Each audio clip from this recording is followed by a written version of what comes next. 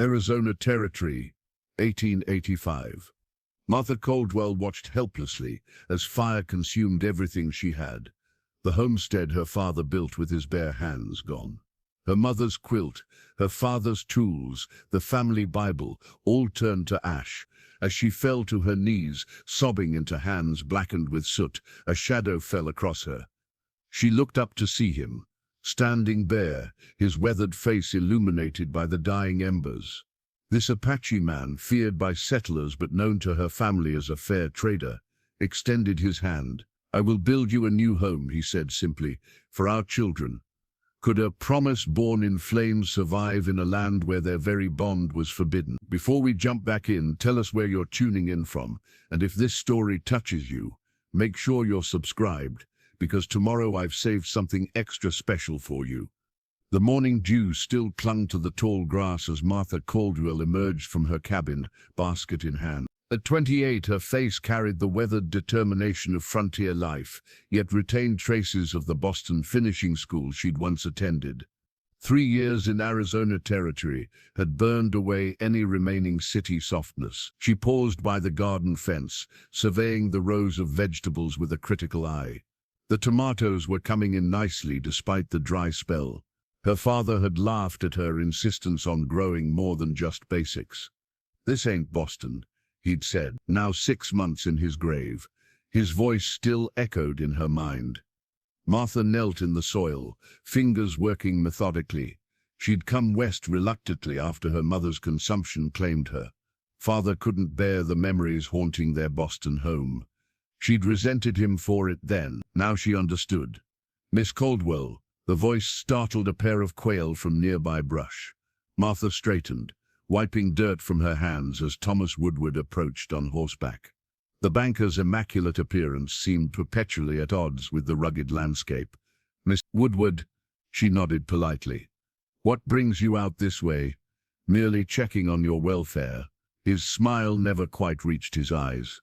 "A woman alone, especially with increased Apache movement reported." Martha stiffened. "I manage just fine, sir." Of course. Woodward dismounted smoothly. "Still, your father's loan payments will be made on time as always." Martha cut him off. Turning back to her garden, Woodward's hand on her arm stopped her. "Martha, please. Your situation, it's untenable. A woman needs protection." She removed his hand firmly. "What I need, Mr. Woodward, is to finish my gardening." Later, as afternoon heat shimmered across the land, Martha sat in the shade grinding herbs with a stone mortar. Morning Dove had taught her which plants could heal burns, settle stomachs, reduce fevers.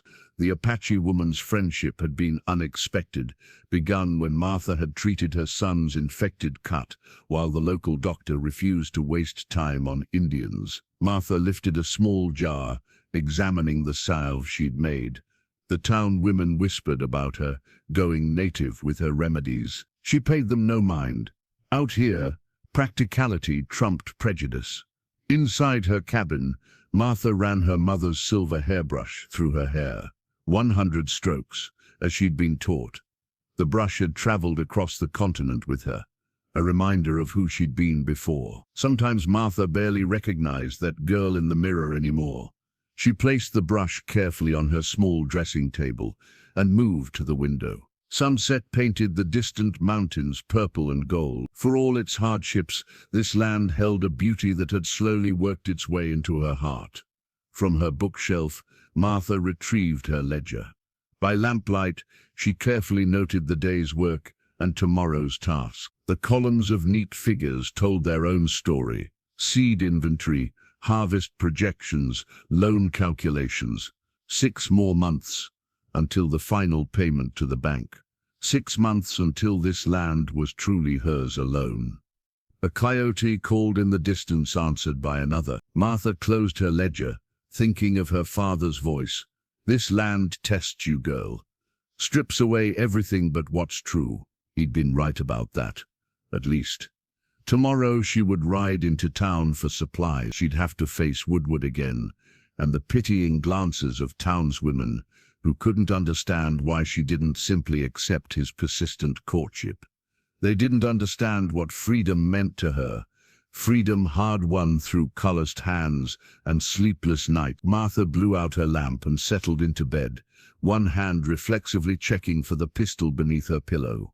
6 months to freedom. She would endure whatever came. The desert air shimmered with heat as Standing Bear moved silently along the ridge. At 32, his tall frame carried the quiet authority that had earned him respect among both his people and the more reasonable settlers. The hunting knife at his belt, his father's final gift, caught the sunlight as he paused to survey the valley below. 3 riders approached from the east, soldiers judging by their rigid posture. Standing Bear frowned. Military presence had increased since the incident at White River last month. A misunderstanding, but blood had been spilled nonetheless. He descended toward the trading post, where Jacob Miller, the German immigrant who dealt fairly with the Apache, would be expecting him. The deerskins in his pack would trade well for the metal tools his people needed. "Bear, good to see you," Miller called as Standing Bear approached. Unlike most whites, the trader used his name with genuine respect rather than awkward formality or contempt. "The hunting was good," Standing Bear replied, unloading his pack. Miller nodded appreciatively at the quality of the skins. "Your English gets better every time." Standing Bear allowed a slight smile. The missionary who had lived near their camp when he was a boy had taught him the language despite objections from both sides. "Words are tools," the old man had said. "Tools bring no shame." As Miller counted out trade goods, Standing Bear's thoughts drifted to his sister's stories about the white woman healer who lived alone near the creek. Mourning Dove spoke highly of her willingness to learn their ways with plants, unusual for settlers who typically dismissed Apache knowledge as primitive superstition. "Soldiers giving you trouble?" Miller asked quietly, nodding toward the knife Standing Bear unconsciously gripped. "Not today," he replied, releasing the bone handle. The knife had been his constant companion since his father died, defending their hunting grounds 5 winters ago. After completing his trades, Standing Bear visited the creek where cottonwoods offered shade. He needed to make camp before continuing home tomorrow. The tribal council would be eager for his report on settler movements and military patterns. He struck flint against steel, another tool adopted from the whites, and built a small fire. As flames caught the dry brush, Standing Bear removed a small leather pouch from his shirt. Inside, a carved stone bear his grandfather had made for him as a child. Such objects held power, not magic, as whites believed his people thought, but the power of memory and connection. The council expected him to take a wife soon. At his age, most men had children growing tall already, but Standing Bear's position between 2 worlds complicated matters. Any woman who joined with him would need unusual strength to walk the difficult path he traveled. As night descended, he prepared a small meal of dried meat and wild greens. Tomorrow he would return to the reservation boundary, not truly his people's traditional lands, but the place they now called home. The government papers said they must stay there, though such invisible lines meant little to people who had once roamed freely across vast territories. Standing Bear tensed at a sound from the brush. His hand moved to his knife before recognizing the familiar pattern of a deer moving to water. He relaxed slightly, but remained vigilant. Survival required constant awareness. Another lesson from his father. He had seen the white woman once, from a distance. Martha Caldwell. She had been gathering plants along the creek, moving with purpose rather than fear. Her property lay just beyond the next ridge. Mourning Dove said she lived alone since her father's passing, managing their homestead with quiet determination. Such independence was familiar to Apache women, who owned their own property and made their own decisions. Perhaps that explained why Mourning Dove spoke of her with respect rather than pity. The fire crackled, sending sparks upward to join the stars. Standing Bear settled against his saddle, knife within easy. Tomorrow would bring new challenges at the boundary between worlds, a boundary he had walked his entire life. The lightning struck just before dusk. Martha had been hanging laundry when the storm rolled in, faster than she'd anticipated. The sky darkened from blue to angry purple, She rushed to gather sheets flapping wildly in the rising wind. The crack was deafening, a blinding flash followed by the smell of burning wood. For a moment, Martha stood frozen, laundry basket clutched against her chest. Then she saw it, smoke rising from the rear of her cabin, where lightning had struck the dry shake roof. "No," she whispered, dropping the basket and running. Inside, smoke already filled the small bedroom. Martha grabbed a quilt, soaking it in the water barrel before rushing back to beat at the flames. But the summer drought had left the wood like tinder. Fire spread with terrifying speed, consuming the roof and licking down the walls. "Help!" she screamed, though no one was near enough to hear. "Please, God, no!" Martha fought desperately, hands blistering as she threw buckets of water that seemed to evaporate before reaching the flames. The heat grew unbearable, forcing her back step by step. Her mother's portrait, the family Bible, father's tools, each mental inventory item fueled her panic as she realized everything would be lost. Smoke stung her eyes and filled her lungs. Martha covered her mouth with a wet cloth and pushed back into the inferno. The portrait hung in her bedroom. She could reach it if she moved quickly. The ceiling groaned ominously. Martha stumbled through thickening smoke, feeling her way along the wall. Her fingers found the frame just as a burning beam crashed down behind her, blocking the exit. Coughing violently, Martha clutched the portrait to her chest and searched frantically for another way out. The small window she could fit through if she broke the glass. As she moved toward it, the floor beneath her creaked and gave way. Martha fell, striking her head. The portrait slipped from her grasp as darkness edged her vision. Through the haze, she saw flames dancing across her mother's painted face. "I'm sorry," she whispered, as consciousness slipped away. A strong arm around her waist startled Martha back to awareness. Someone was dragging her through the smoke. She fought weakly, reaching back toward the portrait. "Stop! House falling!" The deep voice was firm against her ear. Outside, Martha gulped fresh air between coughs as her rescuer set her down a safe distance from the cabin. Through tear-filled eyes, she recognized Standing Bear, his face grim in the firelight. "My mother," she gasped, trying to rise. Standing Bear held her firmly. Too late. Martha watched in horror as her home collapsed inward with a thunderous crash. Sparks erupted skyward like perverse fireflies, celebrating destruction. Everything she owned, every connection to her past, gone in minutes. Her legs gave way. Martha sank to the ground, shoulders shaking with silent sobs. Standing Bear knelt beside her, saying nothing, offering silent witness to her grief. Hours passed. The fire gradually died to embers as the storm passed overhead, rain finally coming too late to save anything. Martha sat motionless, streaked with soot and ash, watching the last of her life burn away. "You are hurt," Standing Bear finally said, gesturing to her hands and the gash on her forehead. Martha looked down at her blistered palms, as if seeing them for the first time. The pain registered distantly, secondary to the hollow ache in her chest. "It's all gone," she whispered. Standing Bear studied the smoking ruins. "You are alive. To what end? Everything I had, everything I was, still here." He touched his chest, then hers. "Fire takes things, not you." As dawn approached, Martha stirred from her stupor, body stiff and aching. Standing Bear had remained silently beside her through the night. In the grey morning light, she saw the ruins clearly for the first time.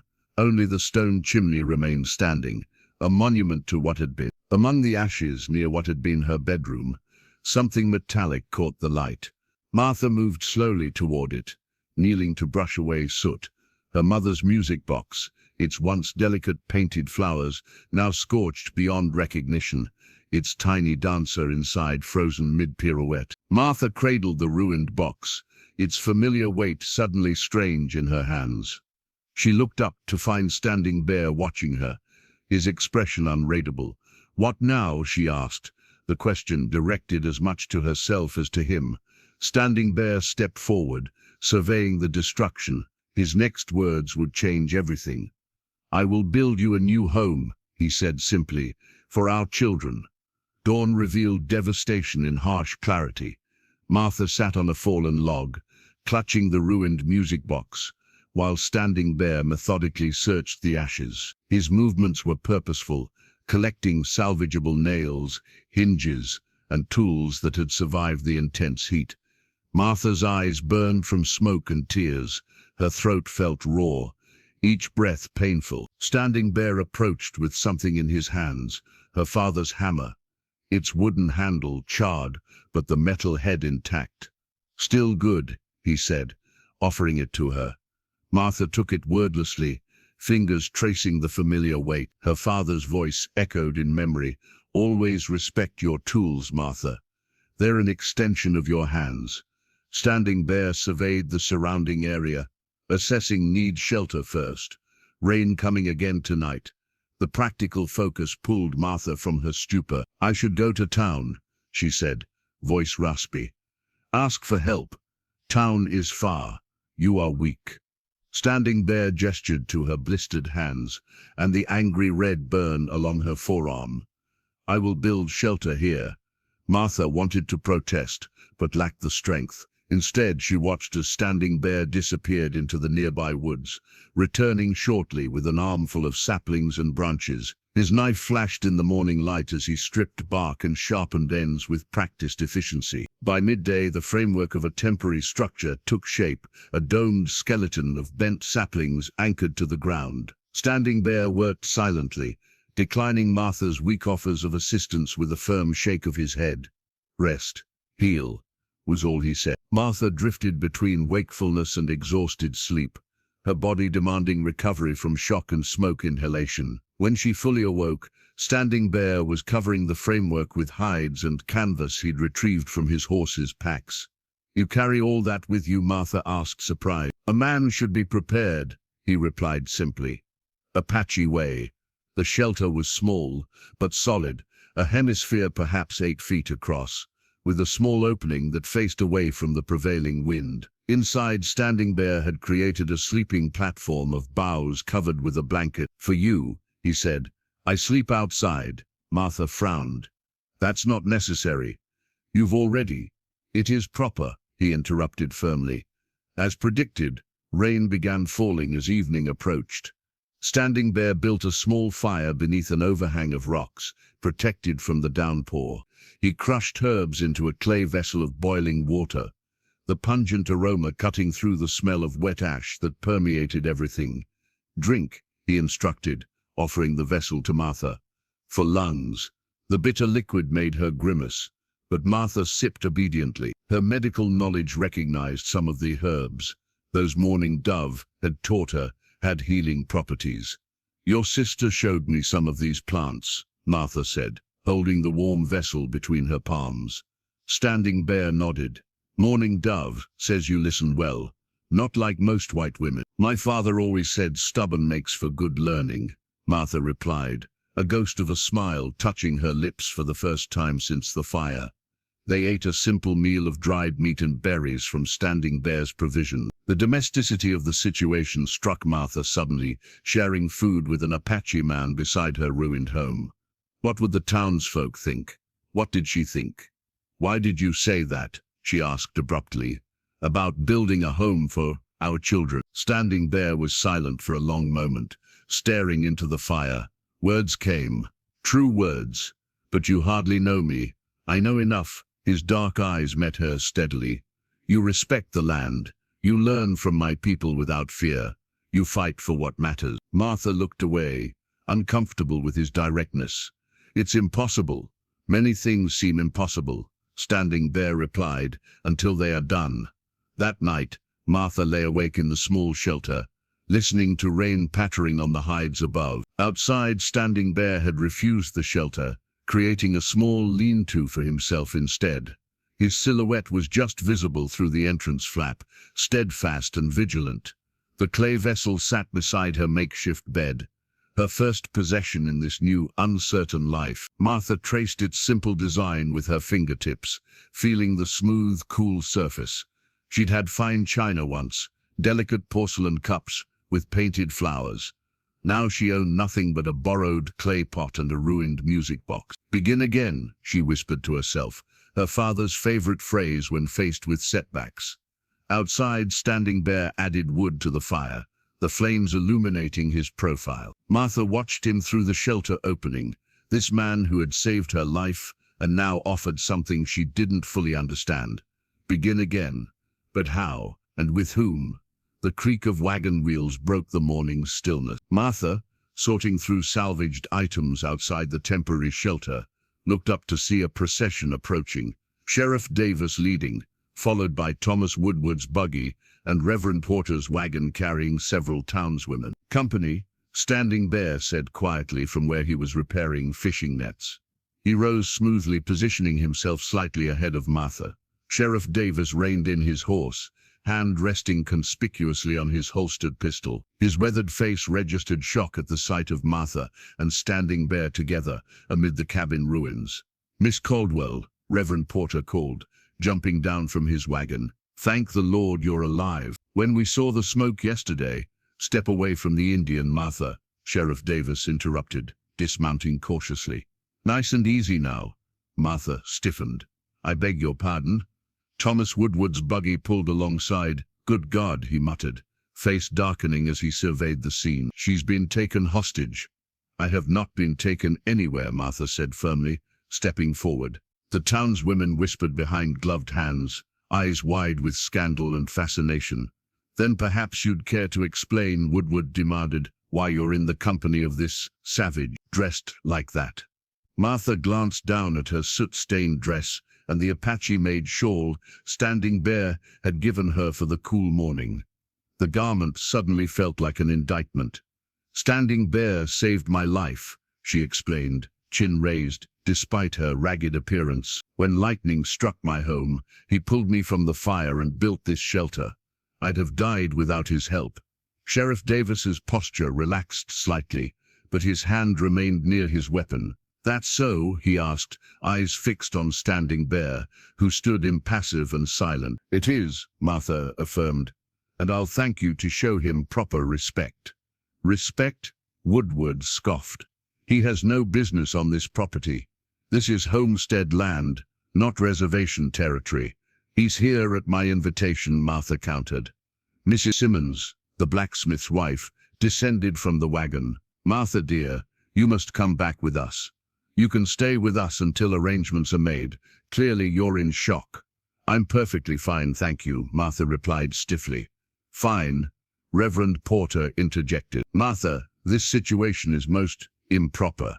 A Christian woman alone with a man who saved her life," Martha finished for him. "Would you prefer he had left me to burn?" "Of course not," the Reverend sputtered. "But now that we're here," Sheriff Davis cut in. "You," he addressed Standing Bear directly. "Your people are supposed to stay within reservation boundaries. You know that." Standing Bear met his gaze evenly. "I trade with permit, found fire, helped woman, breaking no law." "That's debatable," Woodward muttered. Martha felt anger rising. "There's nothing to debate. My home burned down. Standing Bear rescued me and built shelter. That's all. And how long has he been here?" Mrs. Peterson asked, her tone implying impropriety. "2 nights, Martha answered, truthfully, immediately regretting it as scandalized whispers erupted among the townswomen. 2 nights, Mrs. Peterson clutched her collar. "Alone one, Martha, think of your reputation." "I was thinking of surviving," Martha snapped. Reverend Porter stepped forward, hands raised placatingly. "Martha, we understand you've suffered a terrible ordeal. We're here to help. The church committee has already begun collecting funds for rebuilding. In the meantime, you'll stay with a proper family in town." "That's very kind," Martha said carefully, "but unnecessary. I've made arrangements." "Arrangements?" Sheriff Davis echoed skeptically. Martha hesitated, aware of Standing Bear's attentive silence beside her. "Standing Bear has offered to help rebuild. He's skilled in construction." The shocked silence that followed was broken by Woodward's derisive laugh. "You can't be serious. An Apache building a white woman's home. It's preposterous."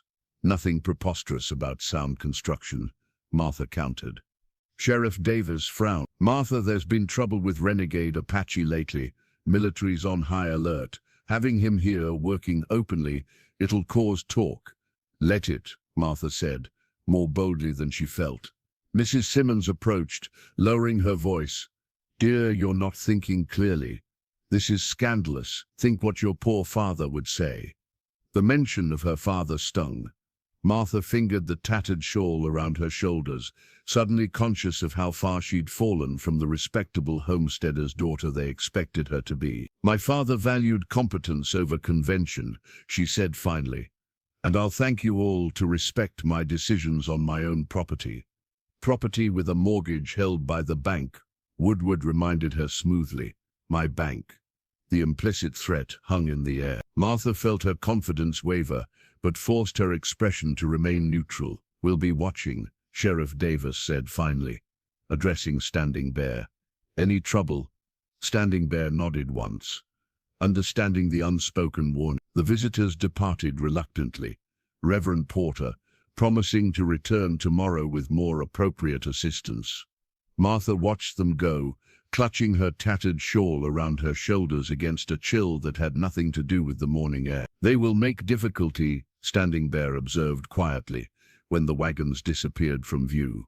Martha nodded, suddenly exhausted. Yes, she agreed. They certainly will.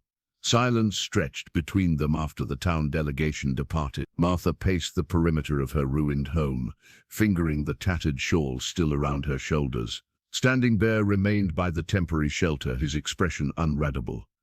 They'll be back tomorrow, Martha finally said, with more people. Standing Bear nodded. Sheriff means his warning, and Woodward means his threat. Martha sighed, running a hand through her smoke-scented hair. The mortgage gives him power. Money power, Standing Bear agreed. Not only power. Martha looked at him curiously. What do you mean?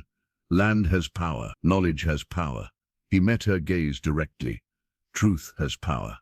Martha considered this, finding unexpected comfort in his perspective. What you said yesterday about building a home for our children, did you mean? Standing Bear was silent for a long moment, selecting his words carefully. Among my people, such words are not spoken lightly. To offer to build shelter for another's children is a proposal of joining. Marriage, Martha clarified, her heart beating faster. More than paper marriage of white people. A joining of paths. He gestured toward the horizon. Walking same direction through all seasons. Martha sat on a fallen log, suddenly needing support. You barely know me. I know enough, Standing Bear replied, echoing his words from the previous night. Morning Dove speaks of your respect. I see your strength. These are good beginnings. But I'm white, you're Apache. Our worlds already touch. Standing Bear moved to the property boundary, kneeling to retrieve something from the soil. He returned, offering Martha a smooth river stone. Look, the stone fit perfectly in her palm, its surface worn smooth by water. One half was deep black, the other creamy white. The division between them a wavy, natural line. Two colors, one stone, Standing Bear said simply. Martha turned the stone in her hand, thinking of the impossible barriers between them. It's not that simple. No, Standing Bear agreed. Will be difficult. Dangerous, maybe. Then why offer? Standing Bear looked toward the mountains, gathering his thoughts. My people say life path is already written in stars. We walk until we recognize it. He turned back to Martha. I saw you in flames. Something inside said, this one. The simple declaration held more honest emotion than all of Thomas Woodward's practiced courtship. Martha felt tears threatening again, not from grief this time, but from the sheer weight of the moment. If I stay here, Woodward will make trouble with the mortgage. If you stay, the sheriff will watch for any excuse to arrest you. Yes, Standing Bear acknowledged. Many problems. Martha stood, needing to move. I could go to town, stay with the Simmons family while rebuilding. You could return to the reservation. Could. Standing Bear agreed. Safe choice. But not what you want. What do you want, Martha Caldwell? His question was gentle but direct.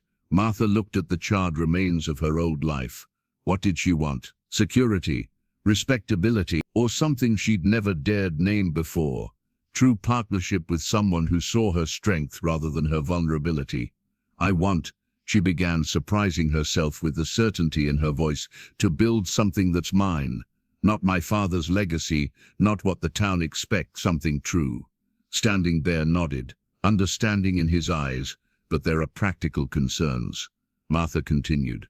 The mortgage, the law, your people's acceptance. Come to my camp, Standing Bear suggested. Meet my family, see Apache ways, then decide.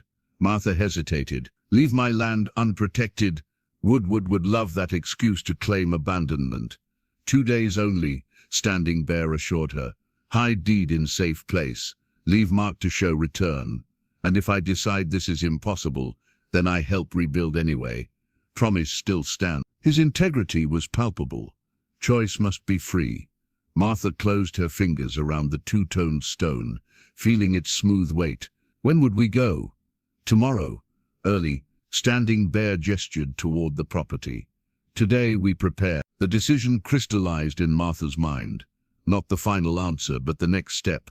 She would see his world before committing to joining it with hers. 2 days, she agreed.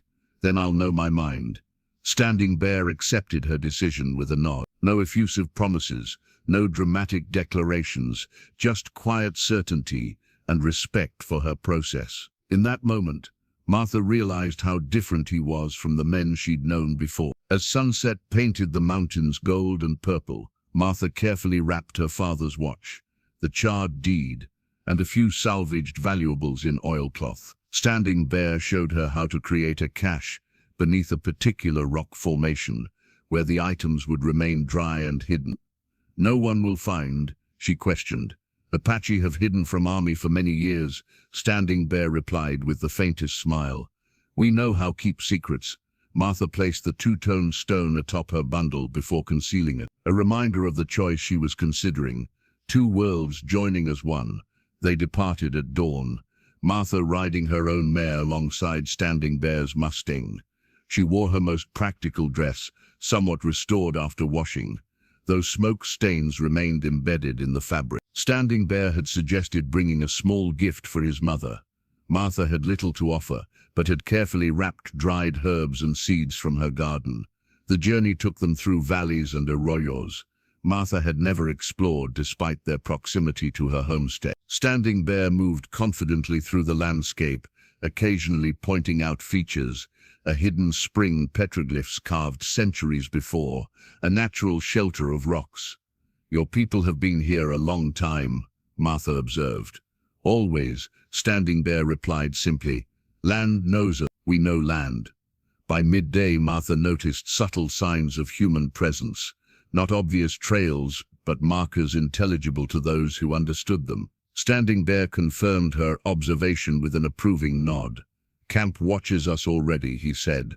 They know we come. Martha felt a flutter of anxiety. Will they welcome me?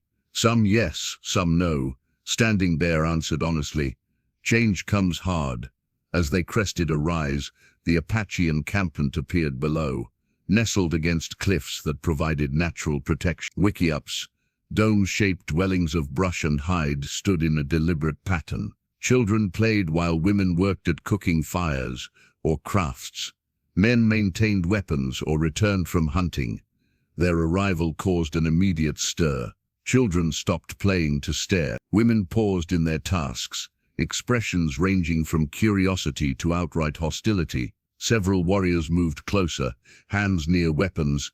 Stay on horse until invited down. Standing Bear murmured, show respect. An older man emerged from a central wickiup, his bearing dignified and authoritative. Gray hair hung in 2 braids, framing a face mapped with deep lines of experience. He approached unhurriedly, stopping before their horses.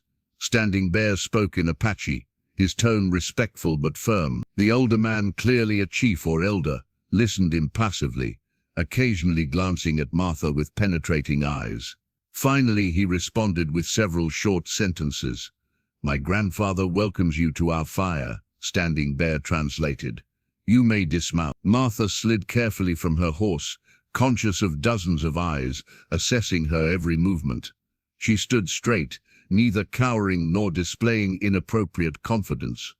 Thank you for your hospitality, she said, addressing the elder directly though unsure if he understood English. A commotion from nearby interrupted the tense moment.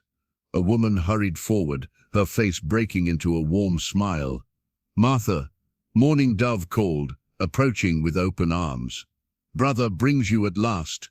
The familiar face was an immense relief. Martha returned the embrace, noting how it instantly changed the atmosphere. If Morning Dove accepted her, others might follow. "Come," Morning Dove said, taking Martha's hand. "Meet our mother." Martha was led to a wickiup, where an older woman sat weaving a complex basket. Her hands never stopped their rhythmic movement, even as she looked up to assess the white woman before her. Morning Dove spoke rapidly in Apache. The mother's expression remained neutral as she responded with several questions. "She asks if you come with good heart," Morning Dove translated. "I hope so," Martha answered honestly. "I have much to learn." This response earned a slight nod from the mother. She spoke again, this time directly to Standing Bear, who had followed them. His answer seemed to satisfy her, as she finally set aside her weaving and gestured for Martha to sit. Martha presented her humble gift, explaining through Morning Dove the properties of each herb and seed. The mother examined them with knowledgeable fingers before placing them carefully in a small hide pouch, acceptance of the offering. As evening approached, Martha was given a place in Morning Dove's wickiup. The camp's initial tension had not disappeared, but Morning Dove's clear friendship and Standing Bear's respected position created a small space of tolerance. "Not all happy you are here," Morning Dove explained, as they prepared for the night. "White people bring trouble." "I understand," Martha said. "I feel the same when Apache come near our town." Morning Dove smiled at this honesty. "Fear of different is old story." "Very old," Martha agreed. Later, as cooking fires burned low, the elders gathered for counsel. Standing Bear joined them, his deep voice occasionally carrying to where Martha sat, with Morning Dove and other women. Though she couldn't understand the words, the serious tone was unmistakable. "They discuss you," Morning Dove confirmed. "Some say Standing Bear brings danger to camp." "Perhaps they're right," Martha admitted. Morning Dove reached into a small pouch at her waist, withdrawing a necklace of turquoise stones strung on sinew. "This belonged to our grandmother. She was wise woman, healer like you." Martha shook her head. "I couldn't possibly wear tonight," Morning Dove insisted, placing it around Martha's neck. "Shows you under family protection. Makes talk easier." The smooth stones felt cool against Martha's skin. She recognized the significant gesture, not just a loan of jewelry, but a statement of position within complex tribal politics. That night, lying beneath unfamiliar stars, Martha touched the turquoise at her throat and considered the path before her. In just one day, she had crossed a boundary few white women ever approached. Tomorrow would bring more challenges, more judgments, but something had shifted within her, a recognition that perhaps, like the two-toned stone, different worlds could indeed coexist in harmony. "No, like this." Morning Dove's nimble fingers demonstrated again, bending the supple willow branch into a precise curve. Not too much force. Martha tried once more, feeling the wood resist then gradually yield. The small frame took shape, her fifth attempt finally approaching something usable. "Better." Morning Dove nodded. "You learn." It was Martha's second day in the Apache camp, and she had risen at dawn, determined to prove her willingness to contribute. Morning Dove had set her to learning basic wickiup construction, the foundation of Apache domestic life. Nearby, children watched curiously. One small boy, perhaps 4 years old, studied Martha's efforts with solemn intensity. When her frame finally held its shape, he offered a shy smile of approval. "Gray Fox likes your work," Morning Dove observed. "He has good eye for crafts." Martha smiled at the child. "It's not very good compared to yours." "First try," Morning Dove shrugged. "My first basket leaked water for weeks."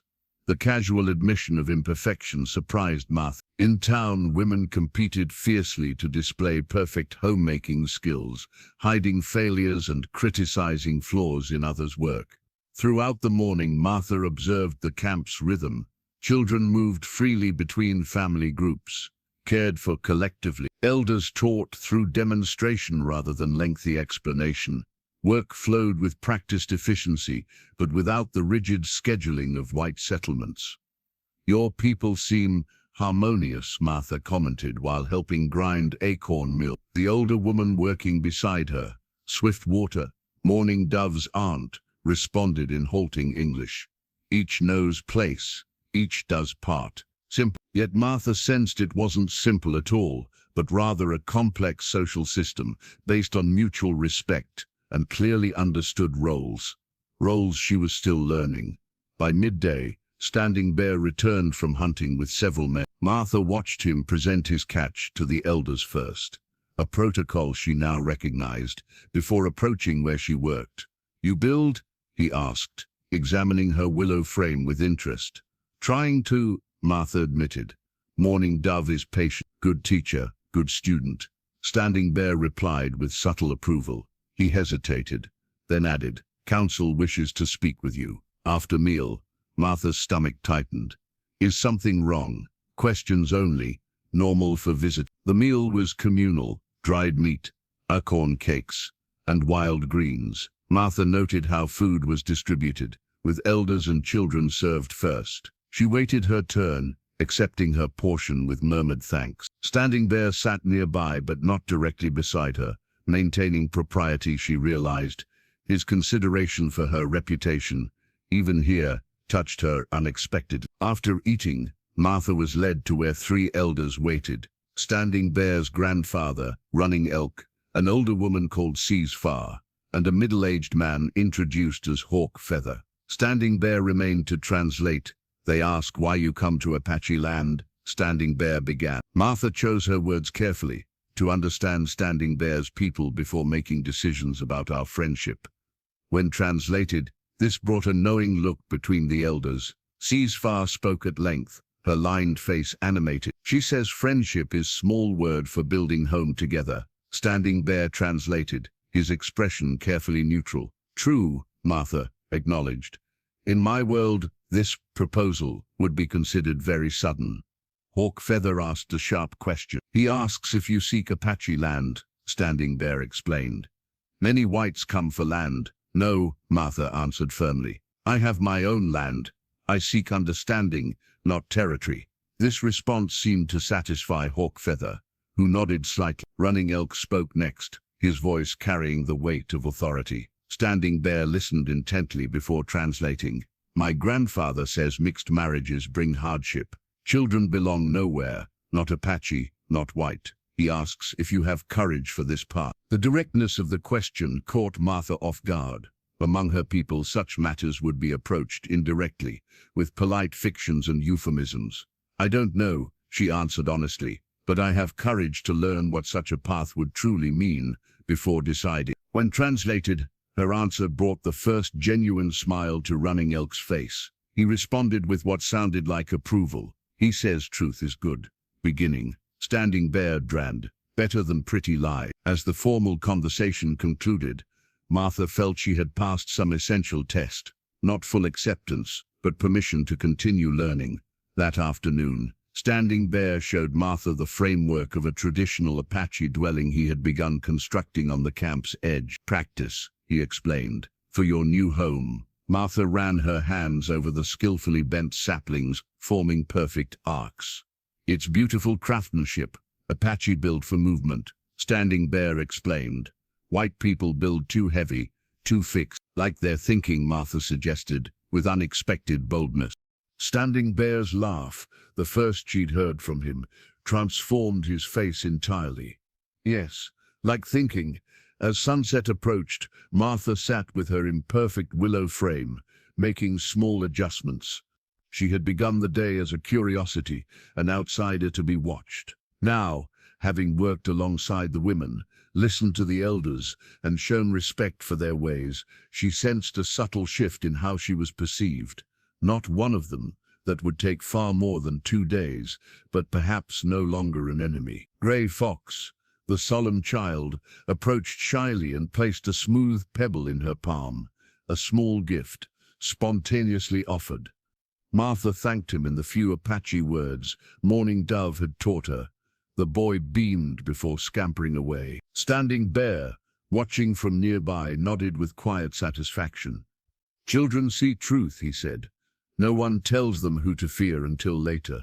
Martha looked down at her willow frame, bent imperfectly, but holding its shape nonetheless, like her place here. Awkward, unfinished, but beginning to take form.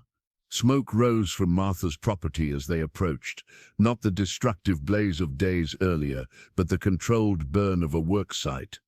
Martha urged her horse forward, anxiety mounting. Standing Bear kept pace, his expression grim. Someone building, he observed unnecessarily. They crested the final rise to find a scene of bustling activity. A dozen men from town worked on a foundation where Martha's cabin had stood. Thomas Woodward directed operations from beneath a canvas shade, consulting papers that looked suspiciously like architectural plans. Martha reined in sharply, speechless with anger. Standing Bear stopped beside her, watching the scene with wary assessment. They rebuild without asking, he said quietly. They rebuild without permission, Martha corrected, spurring her horse forward. Heads turned as she approached. Work gradually halted as men registered her arrival, and more significantly, her companion. Martha Woodward called, feigning delight. Thank Providence, you've returned. We've made excellent progress in your absence. Progress. Martha dismounted, confronting him directly. I didn't authorize this construction, Mr. Woodward. The banker's smile tightened. As a concerned mortgage holder, I took the liberty of beginning reconstruction. The bank has a vested interest in maintaining property values. This is my land, Martha stated firmly. Partially yours, Woodward corrected smoothly. Until the loan is satisfied. Standing, he remained mounted, observing the confrontation with careful attention. His presence clearly unsettled the workmen, who exchanged uneasy glances. Sheriff Davis emerged from behind a stack of lumber. Miss Caldwell, he acknowledged with a touch to his hat brim. We'd about given up hope of your return. I was gone barely 2 days, Sheriff.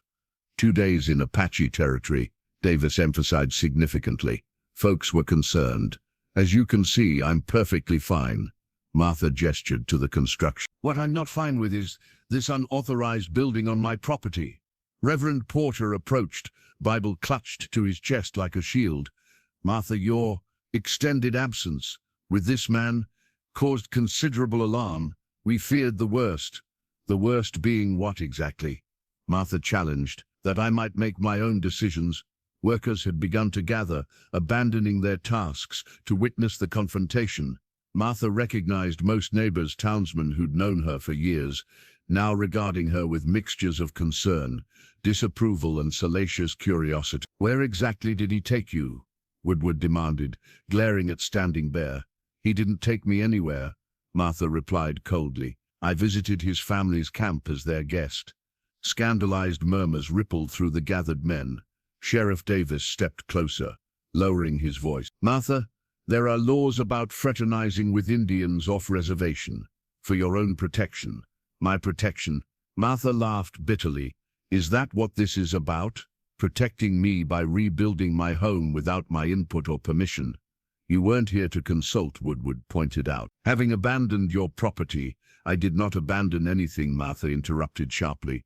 I left for 2 days with every intention of returning. Standing Bear finally dismounted, moving to stand beside Martha. His presence shifted the dynamic immediately. Several men stepped back, hands drifting toward belt knives or pistols. This woman's land, Standing Bear stated simply, her choice how to build. You stay out of this engine, one worker growled. Ain't your concern. I made it his concern, Martha declared, when I accepted his help. Woodward's face darkened. Martha, be reasonable. You can't possibly intend to let an Apache build your home. What would your father say? My father would say it's fine craftsmanship that matters, not the hands that create it.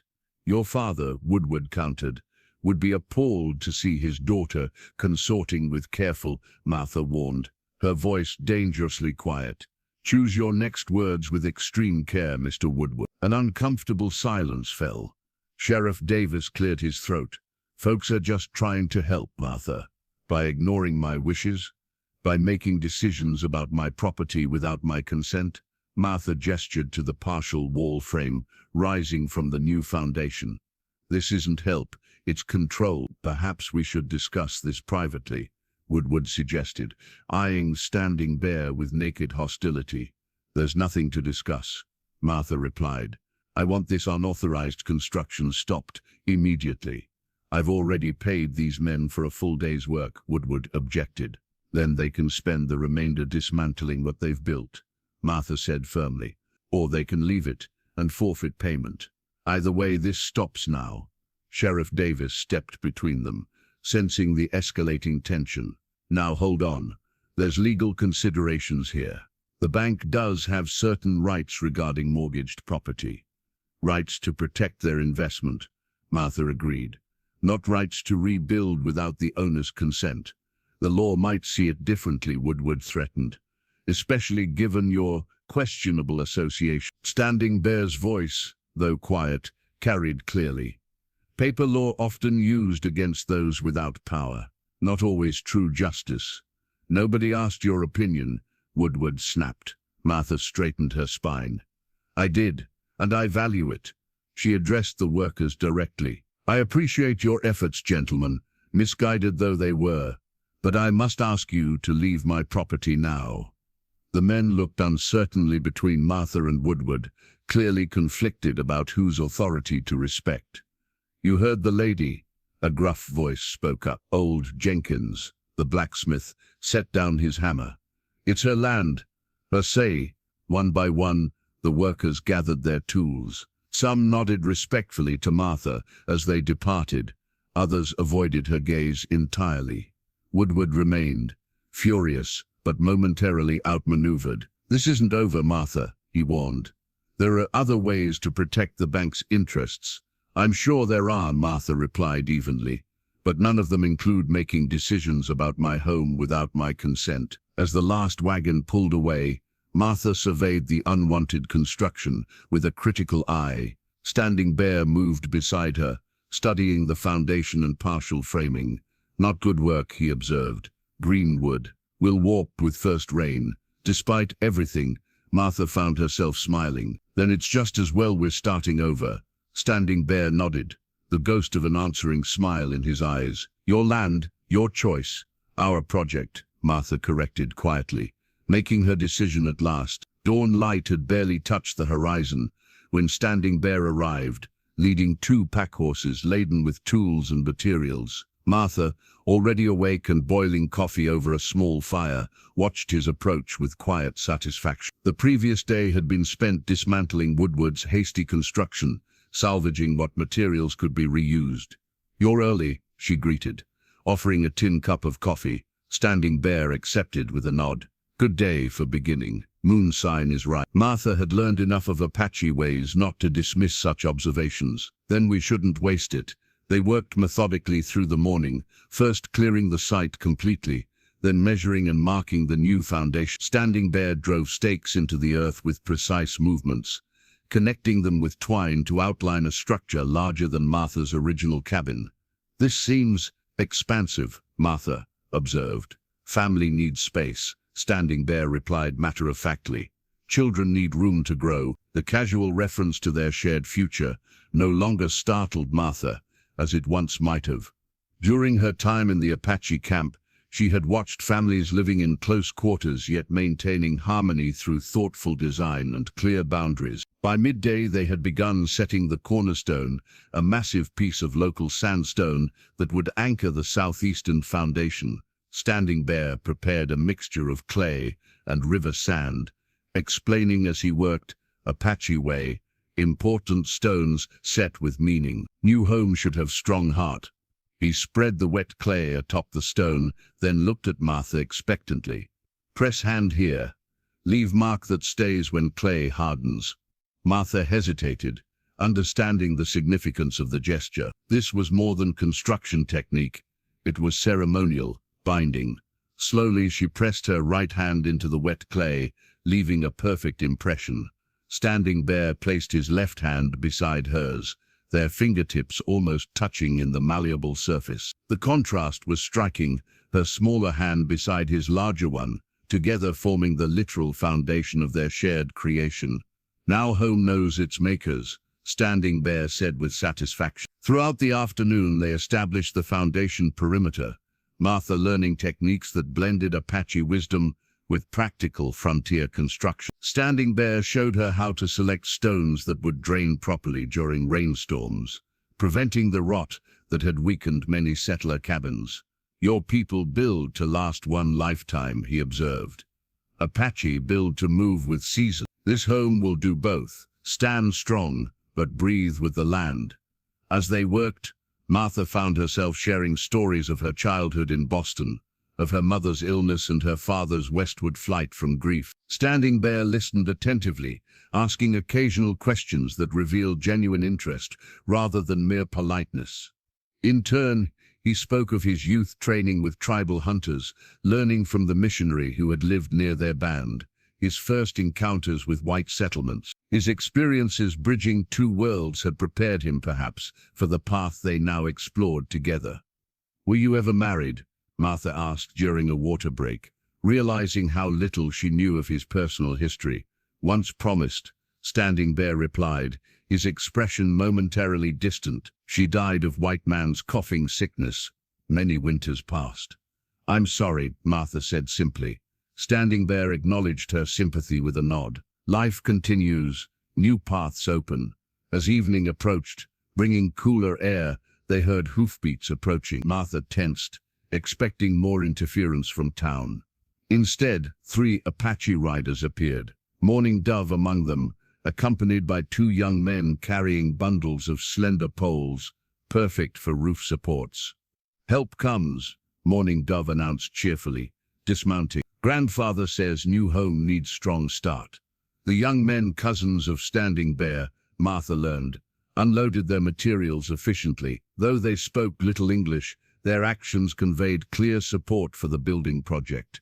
"Your family approve?" Martha asked Standing Bear privately. "Grandfather gave blessing," he confirmed. "Others will follow his wisdom." They worked until sunset, accomplishing far more with the additional hands than Martha had thought possible. The foundation was complete, and the first support posts stood ready for the next day's framing.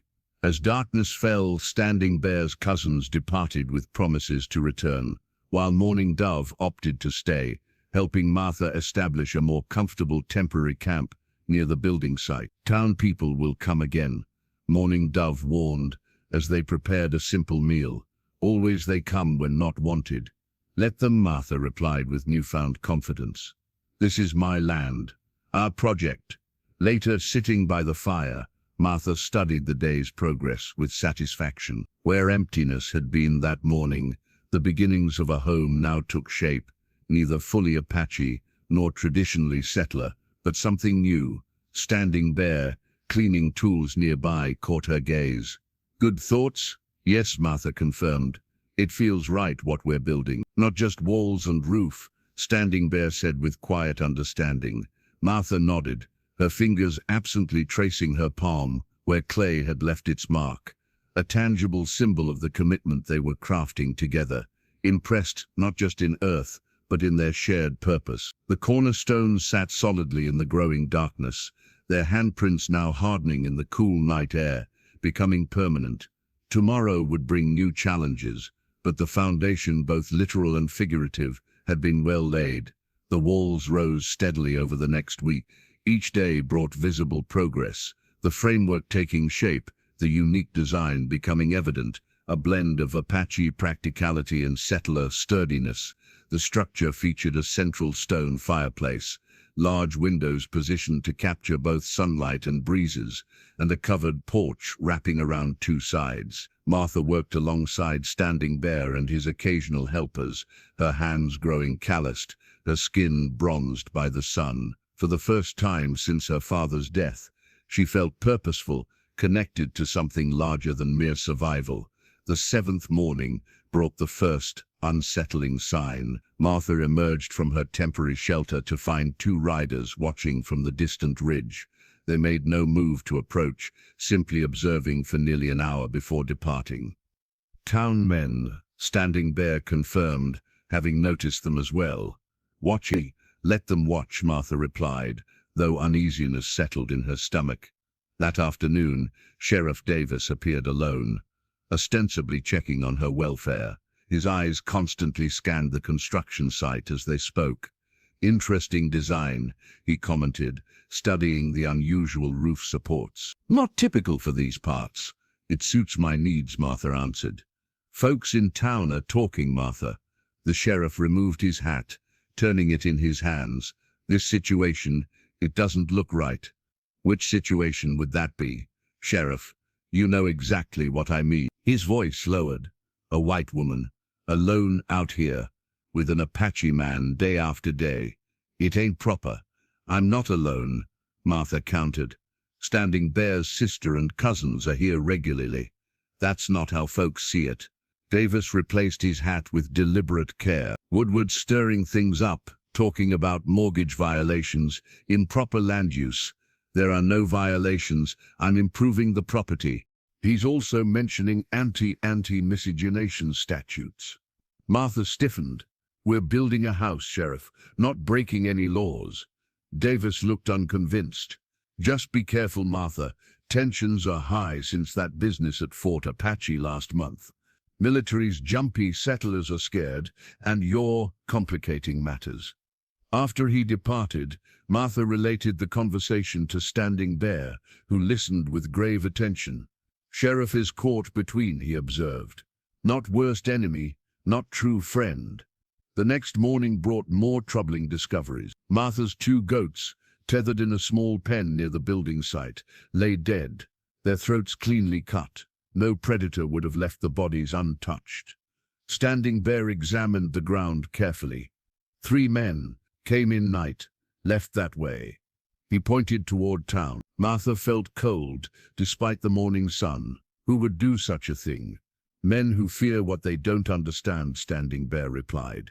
Fear makes cruelty. They buried the goats without ceremony, then returned to work, though Martha noticed Standing Bear positioning himself to maintain clear sightlines to the surrounding area. 3 days later, Martha visited town for supplies, leaving Standing Bear to continue roof work. The previously friendly general store fell silent upon her entrance. Mrs. Peterson and another woman gathered their purchases hurriedly and left without greeting. The storekeeper, Mr. Simmons, was polite but distant as he filled her order. Something I should know, Mr. Simmons? Martha finally asked.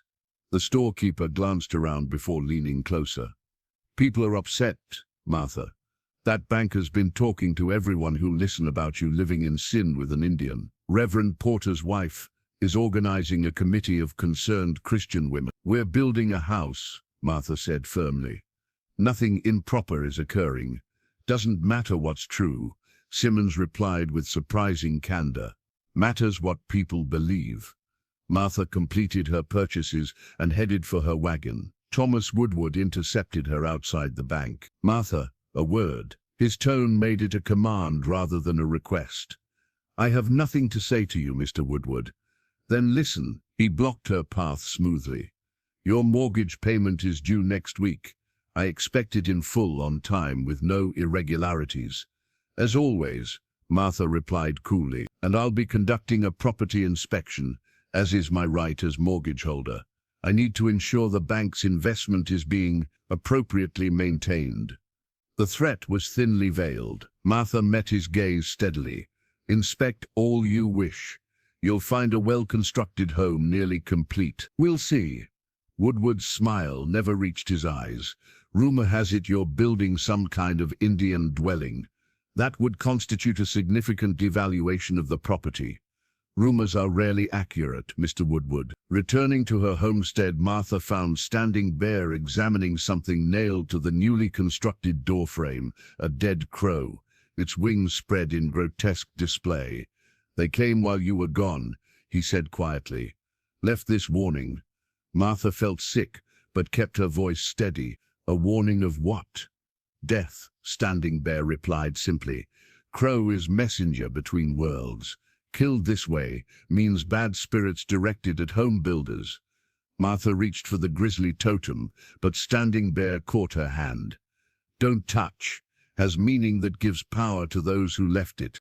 Instead, he carefully removed it using a stick, then carried it away from the house. Martha followed, watching as he dug a small hole, placed the bird inside, and covered it with earth and stones. "Returning to ground with respect," he explained, "takes away bad purpose." That evening, as they sat by the fire reviewing the next day's work, Martha finally voiced her growing concern. "Perhaps we should have someone stay here overnight. The threats are escalating." Standing Bear nodded. "Already arranged. My cousins watch from hills, take turns through night." Martha felt simultaneously comforted and disturbed that such precautions were necessary. "This isn't what I wanted, bringing danger to your family. My choice," Standing Bear replied firmly. "Their choice to help." After a moment he added more gently, "Not all fights worth having are easy, Martha." The fire crackled between them as darkness settled completely. Their home, framed, partially walled, and nearly roofed, stood as a shadowy testament to their defiance of convention. Whether it would become a sanctuary or a target remained to be seen. The first frost arrived overnight, painting the landscape in delicate white. Martha woke to find her breath visible inside the temporary shelter, the canvas walls stiff with cold. Outside, Standing Bear was already stoking the morning fire, his movements practiced and efficient in the chill air. "Winter comes early this year," he observed, offering her a steaming cup of coffee. Martha accepted gratefully, wrapping cold fingers around the tin mug. "Will we finish in time?" Standing Bear gestured toward their creation. The main structure was now complete, walls erected, roof sealed with a combination of wooden shingles and traditional Apache techniques that created superior insulation. Only interior work and final weatherproofing remained. 3 days, maybe 4, he estimated. "Then you have proper shelter," Martha noted his choice of words. "You mean we have proper shelter?" Standing Bear's expression remained carefully neutral. "Until proper ceremonies, must keep separate sleeping. Apache way respects boundaries." The reminder of their undefined status hung between them. They worked together daily, shared meals and conversation, yet maintained the formal distance of near strangers in some respects. The growing connection between them remained unacknowledged by any official recognition, neither Apache ceremonial joining nor Christian marriage. "The Reverend would never agree to marry us," Martha said, voicing thoughts that had circulated in her mind for weeks. "And Apache ceremony without tribal council blessing would not be recognized." Standing Bear added, "We are between worlds." The day's work proceeded with increased urgency. Morning Dove arrived mid-morning with 2 other women, carrying baskets of dried clay mixed with straw for the final layer of interior walls. The traditional material would provide both insulation and humidity control during winter months. "Cold came quickly," Morning Dove commented as they worked. "Old ones say harsh winter follows." Martha had learned to respect such predictions, which combined generations of observation with intimate knowledge of local patterns. "Then we'll need to be prepared." As the women applied clay mixture to the interior walls, Standing Bear and his cousin's White Wolf installed the door, a solid construction of pine planks reinforced with ironwork from the blacksmith. The heavy door symbolized both protection and permanence, a statement that this dwelling was built to endure. Martha paused in her work, watching Standing Bear secure the hinges with meticulous care. In just weeks, he had transformed from stranger to partner. She knew the strength of his hands, the rhythm of his work, the quiet humor that occasionally surfaced in his observations. Yet in many ways, he remained enigmatic, parts of himself held in reserve. Perhaps that was wisdom, rather than hesitation. Martha reflected, they were building a life on dangerous ground, each step requiring careful consideration. By late afternoon, clouds gathered on the western horizon, heavy with the promise of snow. The workers increased their pace, securing tools and materials against the coming weather. "You should return to camp before storm," Martha told Morning Dove and the others. "We've made good progress today." Morning Dove exchanged glances with the other women before retrieving a large bundle from her horse's packs. First, a gift for new home. She unfolded a magnificent blanket, larger than a typical Apache design, clearly made for a shared bed. Intricate beadwork depicted symbols of protection and prosperity, while the backing featured a pattern reminiscent of settler quilts. The blending of traditions was deliberate and beautiful. Winter blessing, Mourning Dove explained, for warmth through cold nights. Martha touched the exquisite craftsmanship with wonder. It's beautiful, but I can't accept something so valuable. Not for you alone, Mourning Dove corrected with a knowing smile. For both, when time is right. Standing Bear examined the gift with appreciation. My sister's hands are skilled, shows her blessing for our path. After the Apache visitors departed, Martha and Standing Bear worked until twilight, racing the approaching storm. Finally, with the interior secure enough to withstand snow, they paused to assess their creation. It's really finished, isn't it? Martha marveled, standing in what would be the main living area. The central fireplace stood ready for its first proper fire, the roof beams arched overhead in graceful curves, unlike any settler cabin she'd seen. Not completely, Standing Bear replied, but enough for living. As darkness fell completely, the first snowflakes began drifting down, large, unhurried, crystalline messengers of the season's change. Standing Bear built a fire in the new hearth, the smoke drawing perfectly up the chimney he had constructed with such care. The interior warmed quickly, the clay walls radiating heat back into the space. Martha spread the newly gifted blanket on a bench near the fire, admiring how the beadwork caught the light. I should return to my shelter, Standing Bear said reluctantly, watching the snow intensify outside the windows. That's foolish, Martha replied practically. The storm's worsening. You can sleep here by the fire. I'll use the back room. Standing Bear hesitated, tradition warring with practicality. People will talk more. People already talk, Martha pointed out. Let them. We know the truth. They shared a simple meal in the new dwelling, the first of many, Martha hoped. The wind rose outside, whistling occasionally through small gaps still needing final sealing, but the structure held solid against the elements. Later, Martha stood at the window of the small back room, watching snow transform the landscape into something new and pristine. Through the door she could see Standing Bear's silhouette as he added wood to the fire, his movements as familiar to her now as her own. Not husband, not quite partner, yet more than friend or building associate. They existed in an undefined space, like this home that combined elements of two worlds into something unique. Tomorrow would bring new challenges, but tonight they had shelter against the storm. For now, that seemed enough. Morning arrived with 6 inches of snow blanketing the landscape. Martha woke to the smell of coffee and pine smoke, momentarily disoriented until she recognized the new ceiling above her. The first night in her completed home. She dressed quickly against the chill and found Standing Bear already awake, tending the fire with practiced efficiency. He acknowledged her with a nod, his expression revealing nothing of his thoughts about their shared night under one roof. Separate rooms, maintaining propriety, yet a significant step nonetheless. Storm past, he reported. Good snow for tracking game. Martha moved to the window, admiring the transformed world outside. The newly built home had weathered its first test admirably, remaining warm and secure against winter's arrival. It's beautiful, she observed. Like everything has been made new. Standing Bear handed her a cup of coffee, their fingers briefly touching during the exchange. Such momentary contacts had become more frequent in recent days, small breaches in the careful distance they maintained. Today I hunt, he said. Need meat for winter storage. Martha nodded, understanding the practicality. I'll finish the interior shelving while you're gone. Standing Bear hesitated, seeming uncharacteristically uncertain. Tonight we should talk. Important matters.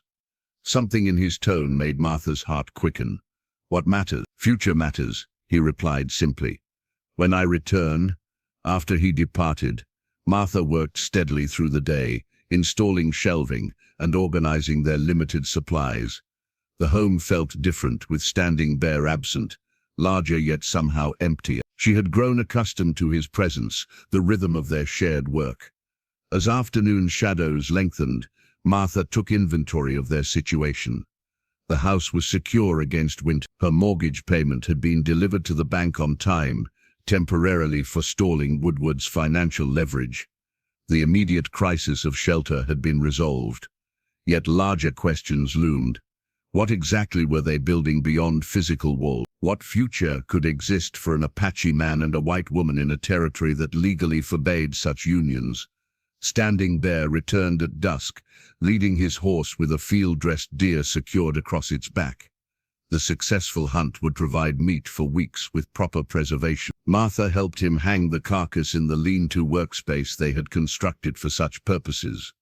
After the meat was properly secured, Standing Bear disappeared briefly to his horse's saddlebags, retrieving something that he kept concealed in his hand. His manner held an unusual formality as they entered the house together. "Fire needs tending," Martha said, moving toward the hearth. "Wait." Standing Bear's voice stopped her. "First, words that must be spoken." Martha turned, sensing the significance of the moment. Standing Bear stood straight, his bearing reminiscent of formal tribal councils she had witnessed. "Many moons ago I found you in fire," he began. "Now we have built shelter against snow. Between those times, I have learned your strength, your wisdom, your heart." Mara remained silent, understanding this carefully prepared speech should not be interrupted. "Apache man does not speak of feelings easily," Standing Bear continued. "Actions show truth better than words. But some things must be said clearly, so no misunderstanding remains." He extended his hand, opening his palm to reveal an exquisite bracelet, leather strips intricately woven with strands of silver, forming a pattern that incorporated both Apache symbols and more familiar geometric designs. "This silver comes from your mother's brush," Standing Bear explained. "Found in ashes, melted but not destroyed.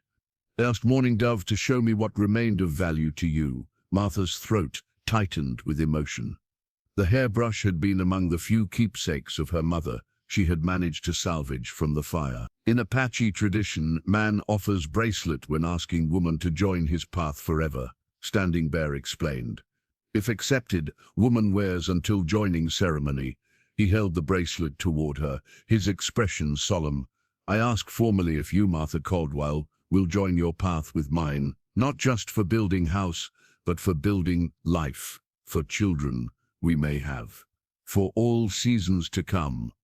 The directness of the proposal, so unlike the flowery, indirect courtships of her Boston youth, moved Martha deeply. Here was truth without pretense, commitment without conditions. "There are difficulties," Standing Bear acknowledged. "Two peoples, two traditions, many who disapprove, but difficulties faced together become smaller." Martha looked at the bracelet, the firelight catching the silver strands, her mother's silver, transformed into a symbol of new beginnings rather than lost past. "If you need more time," Standing Bear began. "No," Martha interrupted gently. "I don't need more time."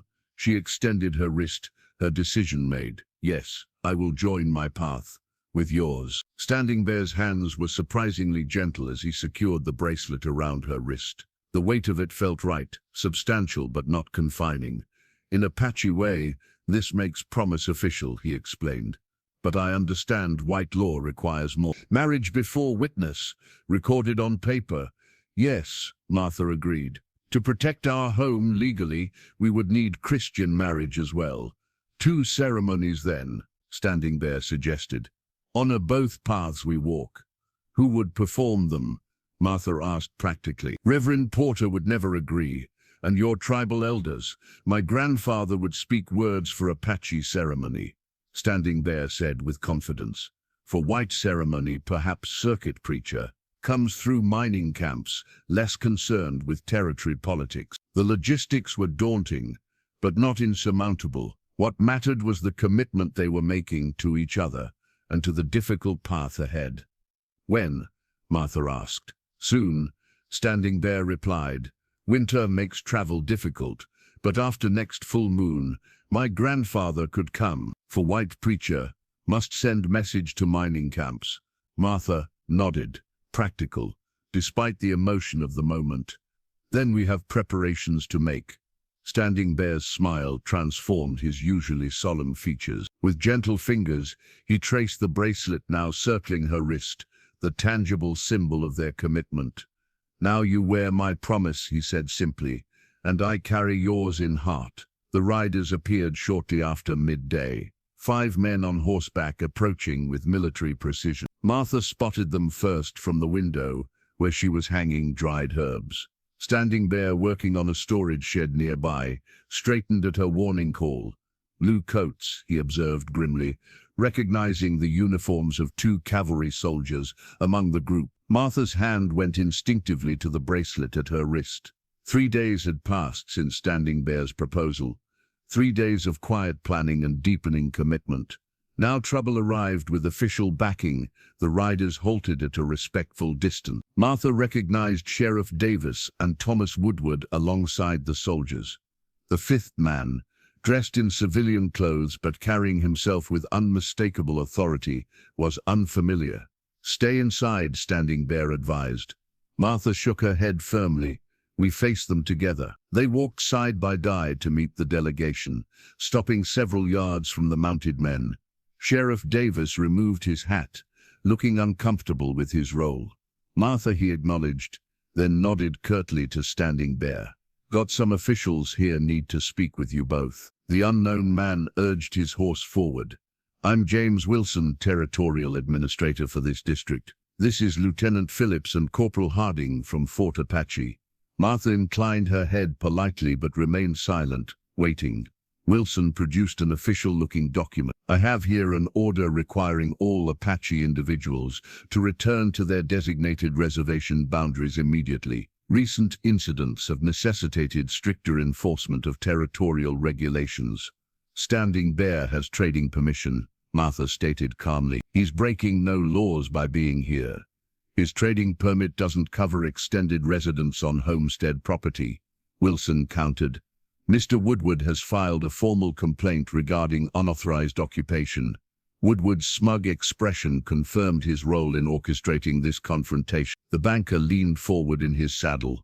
"The bank has significant concerns about unorthodox modifications to mortgaged property. The house is structurally sound and the mortgage payments current," Martha replied evenly. "Your concerns are personal, not financial." Lieutenant Phillips cleared his throat. "Ma'am, there's also the matter of territorial anti-miscegenation statutes. Sheriff Davis has reported activities suggesting improper relations."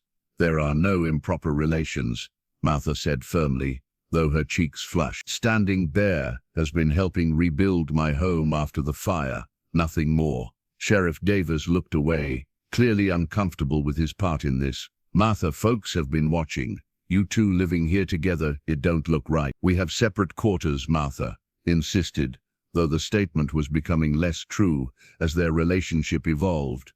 "And what exactly is the definition of improper? Friendship, business arrangement, or simply any interaction between people of different races?"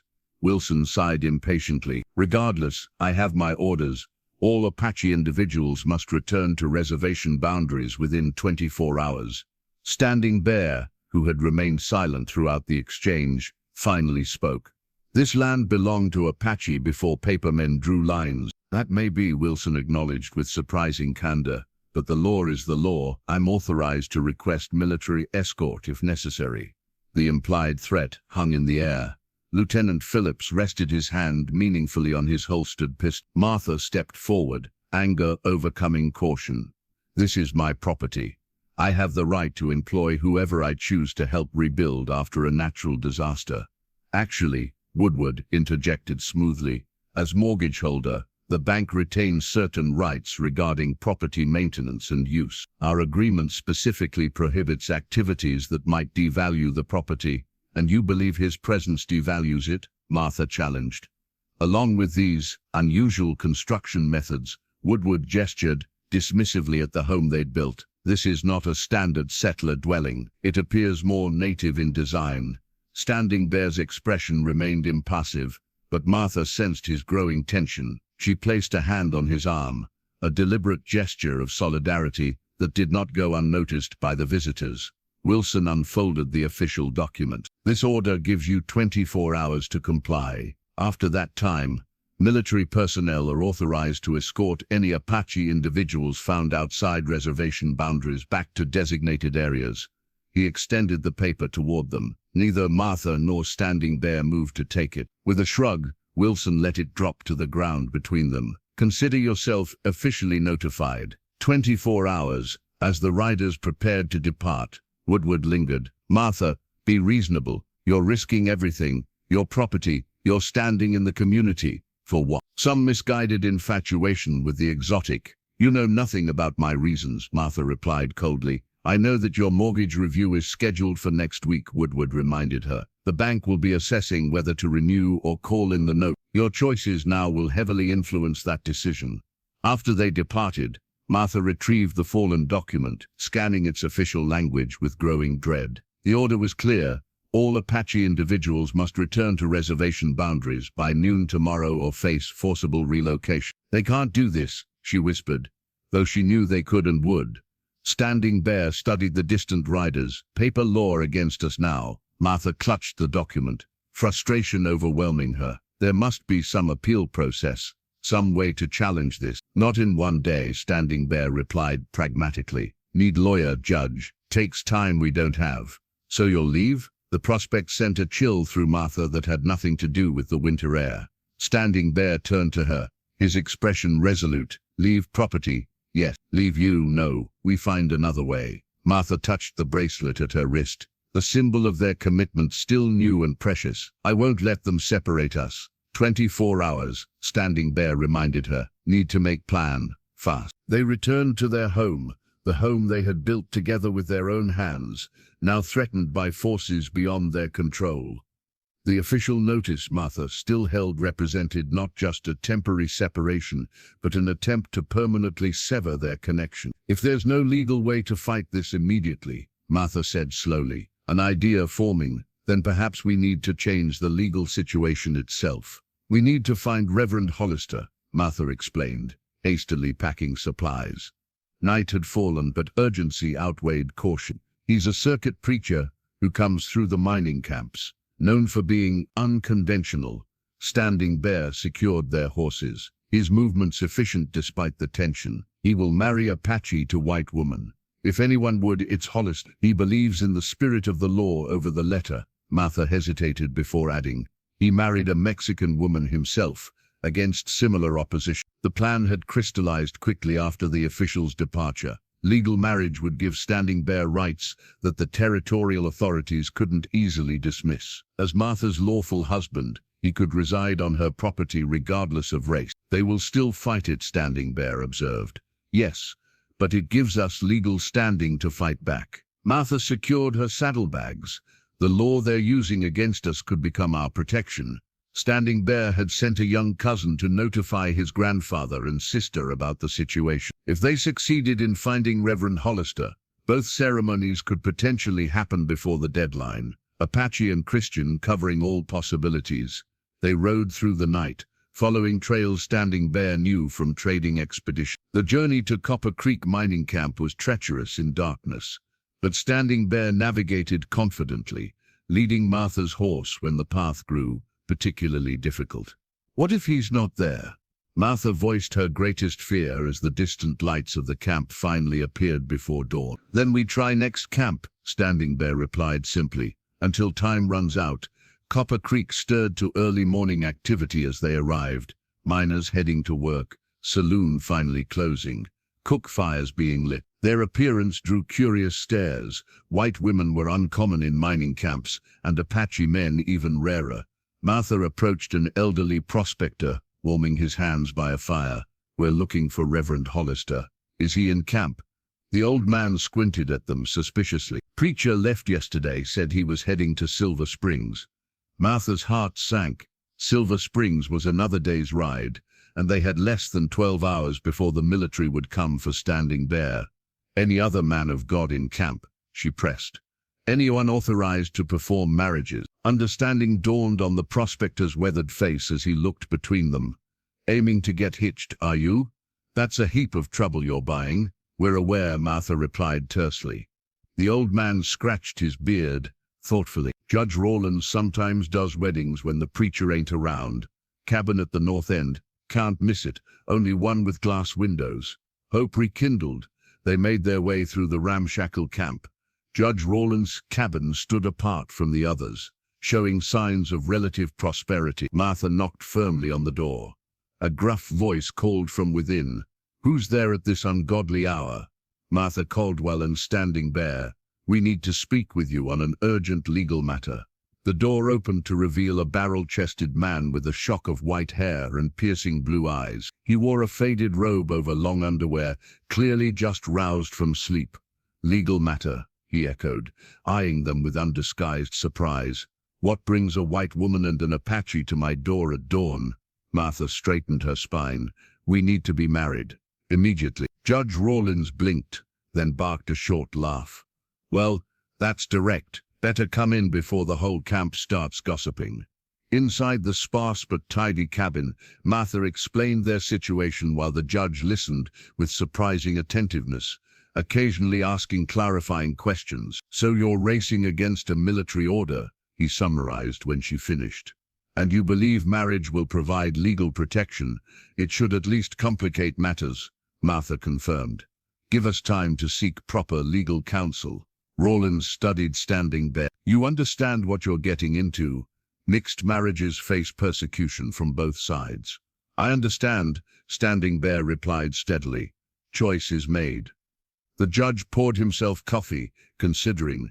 "I was a proper judge back in St. Louis, before my lungs demanded drier air. Still keep my commission current." He rubbed his unshaven jaw. "Legally, I can perform the ceremony. Question is whether I should." "Please," Martha said simply. "We've built a life together.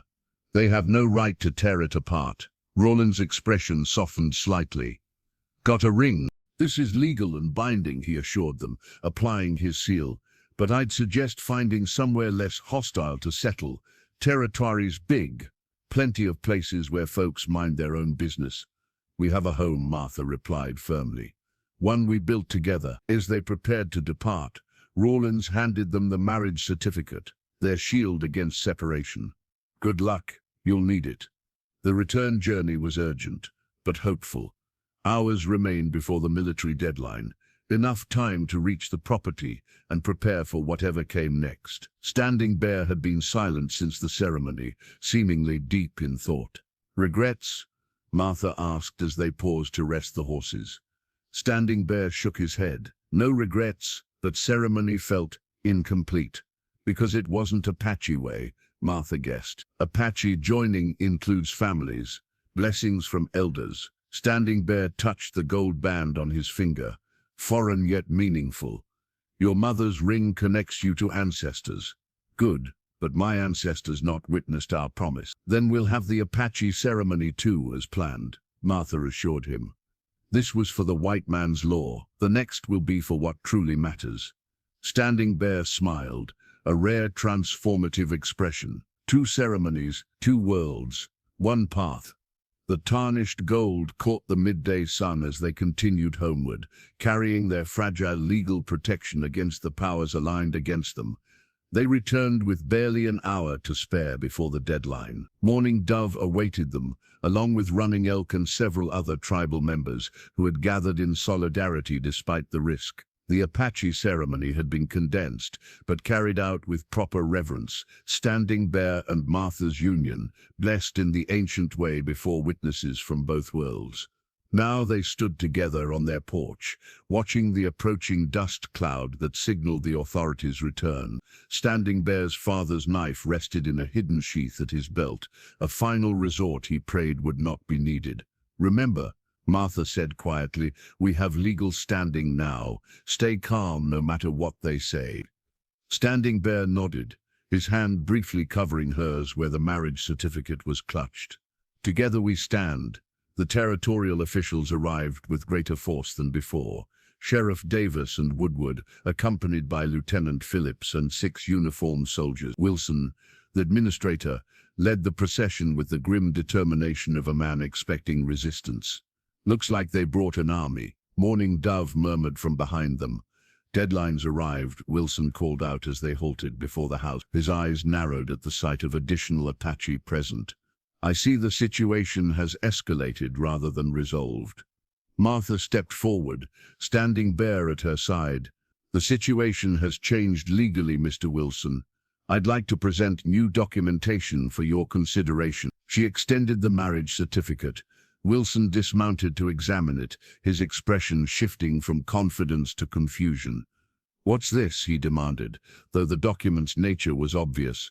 A legal marriage certificate, Martha replied evenly. Standing Bear is now my lawful husband under territorial law. Woodward nearly fell from his horse in his haste to dismount. Impossible. The anti-miscegenation statutes clearly prohibit marriage between whites and those of Negro blood. Martha finished for him. The statute doesn't specifically mention Native Americans. Wilson frowned, scrutinizing the document.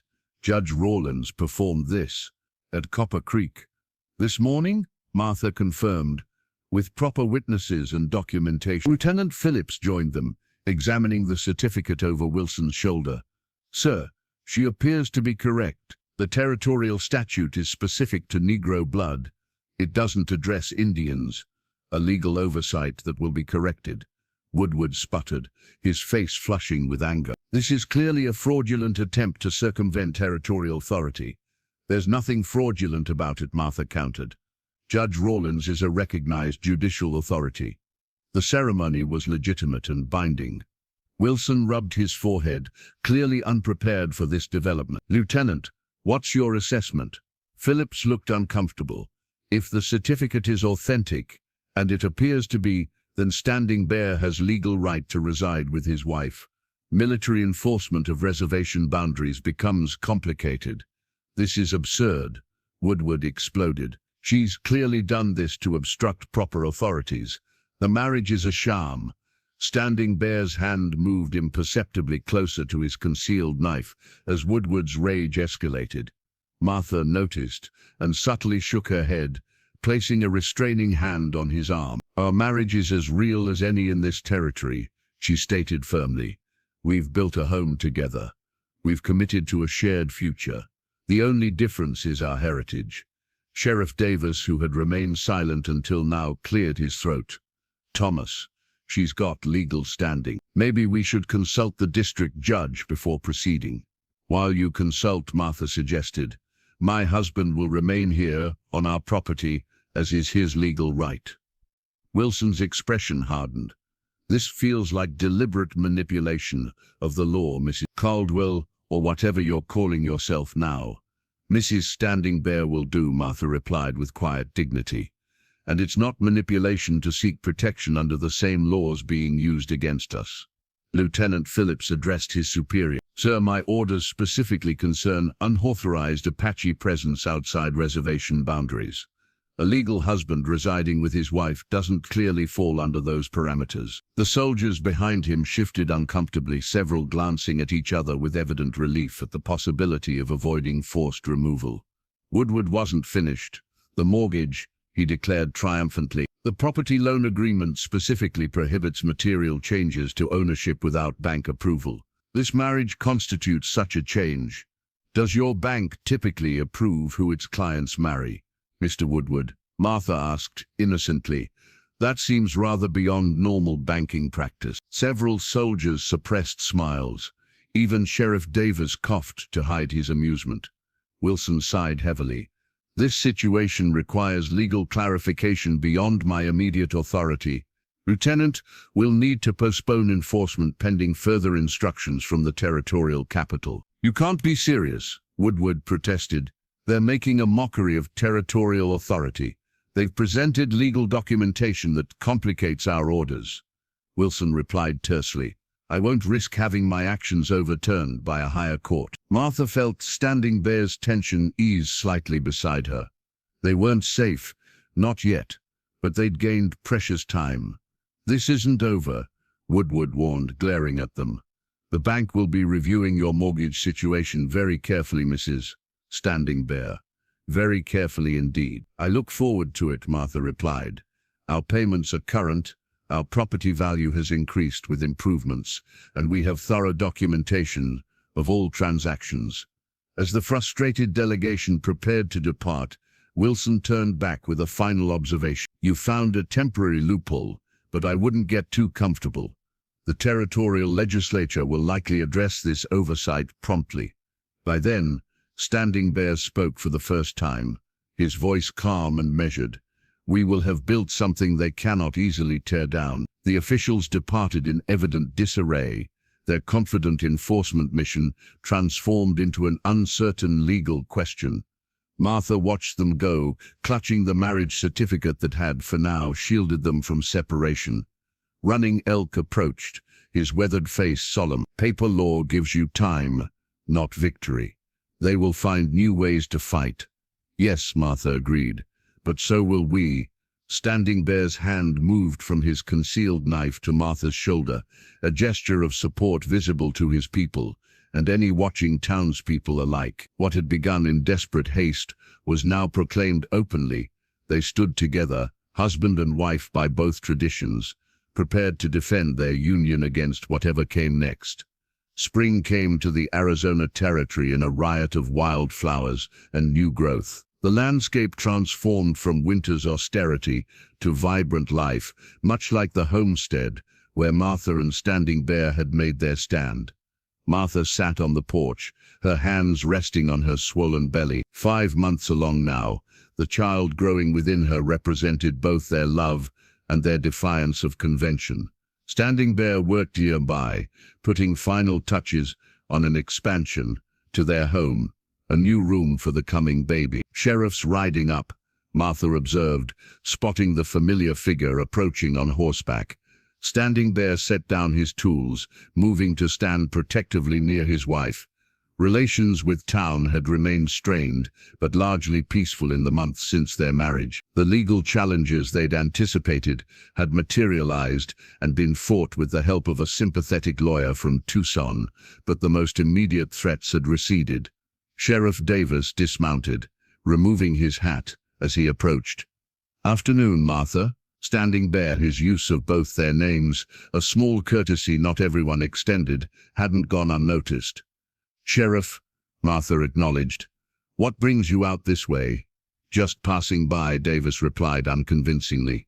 After a moment's hesitation, he added, "And bringing news. Thought you should hear it from me directly." Martha exchanged glances with Standing Bear. "What news?" "Thomas Woodward's leaving town. Banks being sold to investors from Phoenix." The implications weren't lost on either of them. Woodward had been their most persistent antagonist, using the mortgage as a constant threat. "That's unexpected," Martha managed. Davis shifted uncomfortably. "There's talk about some financial irregularities. Nothing proven, but enough smoke to send him running." He cleared his throat. "New bank owners will be reviewing all outstanding loans, but they seem like businessmen, not crusaders." "Thank you for telling us," Standing Bear said quietly. The sheriff nodded, then gestured toward Martha's pregnancy. "When's the little one due?" "Late summer," Martha replied, surprised by his apparent interest. "Well, congratulations to you both." Davis replaced his hat. "Town's changing. Slowly but changing. Railroad survey crew came through last week. Progress is coming, whether folks like it or not." After he departed, Martha and Standing Bear sat together on the porch steps, contemplating this unexpected development. "One enemy gone," Standing Bear observed, "and others will come," Martha replied realistically, "but perhaps fewer than before." Their lives had settled into a cautious routine over the winter months. Standing Bear continued trading, maintaining connections with both the Apache community and more open-minded settlers. Martha's medicinal knowledge had gradually drawn people to their homestead despite social disapproval, illness, and injury, often overcoming prejudice when conventional doctors were unavailable. Inside their home, Standing Bear had been working on a special project, a cradle for their coming child. The piece represented everything they had built together: sturdy pine framework in settler style, combined with intricate Apache carvings depicting protection symbols and family stories. That evening, as golden light spilled across their land, Mourning Dove arrived with several women from the tribe, bringing traditional medicines and wisdom for Martha's pregnancy. What had begun as occasional visits had developed into regular exchanges, with knowledge and friendship flowing in both directions. "Baby is strong," Morning Dove declared after placing her hands on Martha's belly. A bridge between worlds, like parents. Later, after their visitors had departed, Martha and Standing Bear sat by their fire, the completed cradle between them. "It's beautiful," Martha said, running her fingers along the smooth wood. "Our child will carry both traditions and face challenges from both," Standing Bear acknowledged. His expression grew thoughtful. "Sometimes I wonder if we were selfish, choosing this difficult path that our child must also walk." Martha considered this.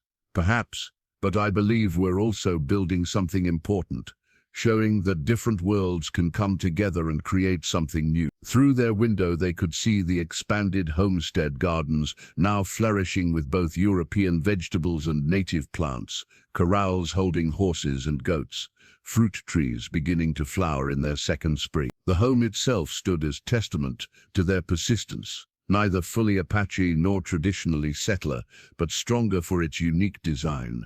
"When I found you in the fire," Standing Bear said quietly, "I saw not just a woman to save, but a future to build." Martha reached for his hand. "And when you offered to build a home for our children, I thought you were speaking from impulse. Now I see you were speaking from vision." Their conversation was interrupted by a rider approaching the young Apache cousin, who often carried messages between their homestead and the reservation. He delivered a small package wrapped in ceremonial hide and a verbal message from Running Elk.